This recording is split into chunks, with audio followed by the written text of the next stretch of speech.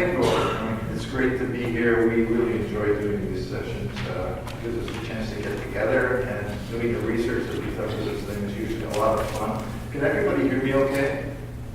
Okay. We're not going to tell you how to design things, but we are hoping to share some ideas with you. And some of these ideas I hope will be good to you, some of them will be good to you. I'm going to start off by, first of all, turning off this extraneous window. We live in a visual world. There's really not much we can do about that because that's the way our brains are wired. But the fact is that we're actually sentient beings, and being a sentient being means that you're open to feelings. And when you think about it, all of our senses are in some way an adaptation of our sense of touch. Because when you see things, you have photons striking your retina. When you hear things, you have sound waves bouncing off your eardrums. Touch and taste are chemicals, molecules in the atmosphere that are interacting with sensors that are in your tongue and in your nose. So in a very real sense, we feel everything. So what I want to talk about today, in particular, is the way that we feel our environment. Now, many of us in the work we do and the lives we live, this is true especially of designers, we allow our visual sense to predominate over everything. So when we're designing things, for example, we're sketching, we're drawing, we're modeling, we're PDFing, we're photoshopping, we're doing PowerPoints. It's all in aid of the visual sense. So if there's something else going on, maybe when we're designing, we're drinking coffee, listening to music, it's all background stuff. But the fact is that our bodies are always sensitive to things other than visual. So while you think that your eyes are doing everything, in fact, there's things in the background. So not only when we design spaces, but when we experience spaces, we also use our eyes. So here's a group of people sketching what is probably the most photographed building in all of North America. This is Falling Water in Fairgrounds, Pennsylvania by Frank Lloyd Wright. You can tell by looking at this picture already that there's a lot more going on than the visual. So what these people are recording on paper, maybe they're going to photograph it, scan it, YouTube it, Instagram it, Facebook it. That's all visual. But you can tell, you just look at the picture. There's the sound of water, there's the sound of rustling leaves, there's the smell of the damp earth underneath, there's your sketching stool kind of slipping into the earth every once in a while. You have to pull it up again. So, one of the biggest issues, 600 years ago, a guy named Leon Battista Alberti collected all the ideas about perspective drawing and wrote them down in a book. And basically, he codified the rules for linear perspective. So since that time, 600 years ago until now, this includes every way that we perceive the environment, including photography, digital modeling. It's all based on these incredible rules of linear perspective. So when this arose in 14 whatever, suddenly visual became the only way of perceiving the environment and also designing the environment. So now, not only could you draw your environment, but you could draw environments that didn't even exist. So this was a huge, huge deal. However, it solidified the idea that visual was the way to deal with architecture and the built environment. Fact is that although our visual sense occupies 30 to 40% of our cerebral cortex, which is a lot, the visual sense is spread out in various places in the brain. So it's in direct contact with all of the other senses. So while you don't realize this, every time you're looking at something, right now, you're hearing things, you're smelling things, you're feeling things, you're unaware of it. But your brain is not. It's recording these sensations.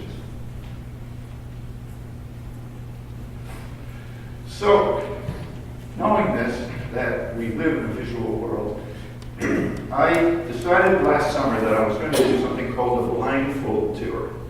Now, has anyone here ever done a blindfold tour? You've done one. What city? Washington, D.C. How long was the tour?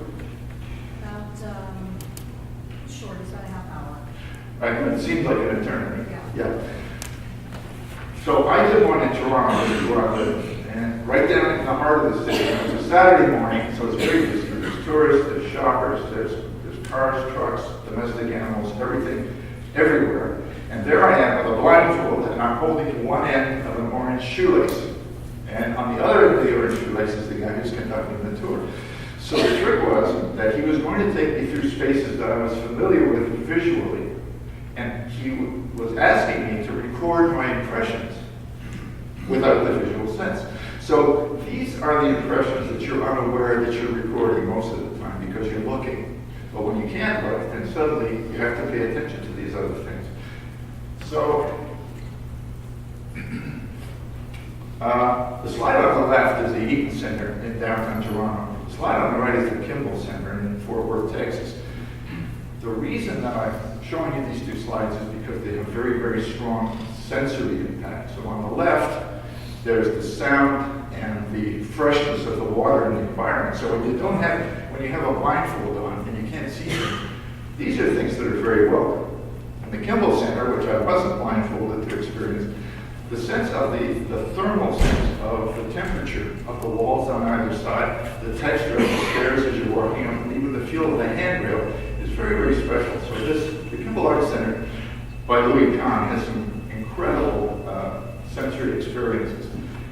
Most of these experiences, smell included, sound, they were kind of things that I expected to find. But the one thing that surprised me was the sense of touch, because our sense of touch is something that we especially ignore, especially when we're designing. We just don't think about it. In particular, the sense of touch as it applies to the act of walking. Because when you walk, you are always, that's how you experience the environment. And when you walk, you are in direct contact with your environment. So you can feel it beneath your feet.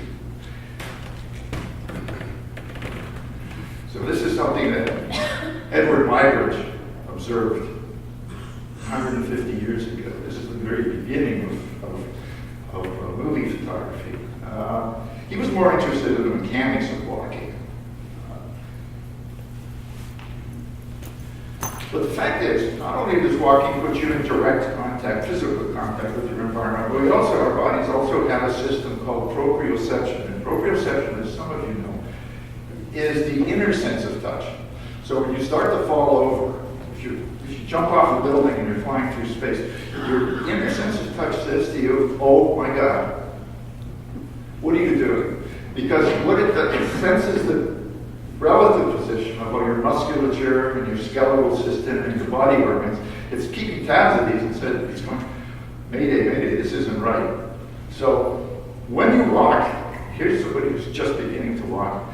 When you walk, what you're doing is you're actually off balancing and then balancing again. You don't notice this because you do it all the time, but in fact your proprioceptors are on alert all the time, but they're operating in the background. In situations where you can't see, there are certain ways of moving that are just not possible. So the person on the left, again, this is Edward Muybridge, the person on the left who's doing a back somersault, he could probably do it with his eyes closed, but you and I couldn't because we're not used to doing it because our proprioceptors are on high alert. So, here's a situation that many of us have faced. You're sitting at home, you're watching TV, playing Scrabble, reading a book, the lights go out. It's a power outage. What are you going to do? Well, we usually have strategies to deal with this. We know where the candles are. We can sort of grope our way to the door. Maybe we've got a cell phone in our pocket that's got a flashlight out. Maybe we've got a headlight if we're lucky. But the main thing is, we know that there are ways that we can restore our vision in order to find our way around, because for us it's important. But I want to construct a situation where it's unusual, where you're in a space that you're completely unfamiliar with. I don't know what you're doing there. I think maybe a client has told you that he has this wonderful space he wants you to take a look at, come up with a design for an entertainment venue. Just go and have a look at the space. Let me know what you think. So there you are in this space, never been there before. Here we are. When suddenly, the lights go up. Now what? There you are in this space. You can't see, you don't know where you are. What's the first thing you're going to do? Can anybody suggest what the first thing you would do? Can't see. You're going to feel your way. You're going to start to grow. Any other suggestions? Phone flashlight. Phone flashlight. Good idea. Battery's dead. Sorry. You should have charged it. You meant to charge it. You didn't charge it. So my first suggestion is that you wait. Maybe your night vision will come in. Maybe there's enough light you can see where you're going. Pitch black. Sorry. You grope in your pockets. Get your cell phone out. Good idea. But you forgot to charge it. I told you to charge it. You forgot. You dig into your visual memory. So you're relying on, again, you're relying on your sight always, because sight is what you're seeing is believing. Sight is what you think you need. But your visual memory is kind of shaky. You think you know where you came in, but what if you're 5 degrees off? You're going to wander off in some other direction. So, you call for help. Now, you're admitting to your helplessness. You can't see. You're helpless, but nobody answers. So, now we go back to the parts of the brain that we don't normally use. You listen. Maybe there's a clue, maybe there's a radio playing, maybe there's traffic, maybe there's a dog barking, anything that could give you some clue as to what direction you should head in. You feel. You walk across the floor because now you feel. And you're like a zombie where the mummy resurrected because your hands are in front of you because you don't want to touch anything. But it's very important that you not step into a hole or trip over something. But you're feeling your way up. The last thing is, you use your sense of smell because your sense of smell can actually direct you. Smell is directional. So there's a smell of coffee coming from over there, that's a good sign. Smell of gasoline coming from over here, better not light a match to see where I'm going. So these are all things that you need to consider sensorially. Finally, success.